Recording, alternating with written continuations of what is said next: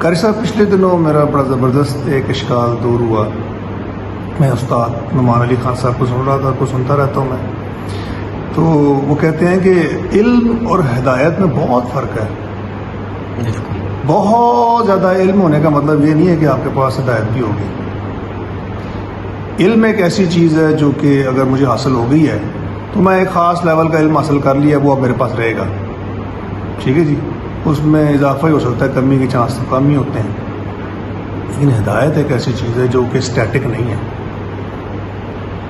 وہ کام زیادہ ہوتی رہتی ہے. اس میں آپ کو ایکسیل کرنے کی ضرورت رہتی ہے, کیونکہ آپ کسی بھی وقت اسٹرے ہو سکتے ہیں.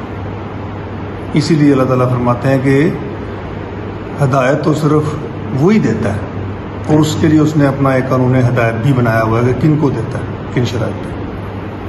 سمجھے میرا پوائنٹ؟ تو آپ کہیں گے اس میں اشکال کیا تھا آپ کا. تو میرا اشکال یہ تھا کہ میں سوچتا تھا کہ اتنے ذہین و فتین لوگ ہیں, اتنے سائنٹسٹ ہیں, اتنا ان کا علم ہے, تو ان کو یہ سیدھی سی بات سمجھ کیوں نہیں آتی, حق کی بات سمجھ کیوں نہیں آتی, اپنا مقصد سمجھ کیوں نہیں آتا.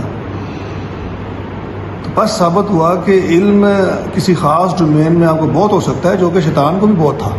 بالکل. ہم قصہ آدم و ابلیس سنتے ہیں نا, علم ہے, ایک علم کی بات ہے, وہ اس میں تھا, خود علم تھا نا اس کا. اس سے پہلے بھی اس کو خود علم تھا, اور اس سے پہلے اس کے پاس ہدایت بھی ہوگی. جب اللہ کی وہ بات کرتا تھا چھن گئی کہ نہیں؟ بالکل ایسی ہے. بس یہی مسئلہ. تھینک یو, جزاک اللہ.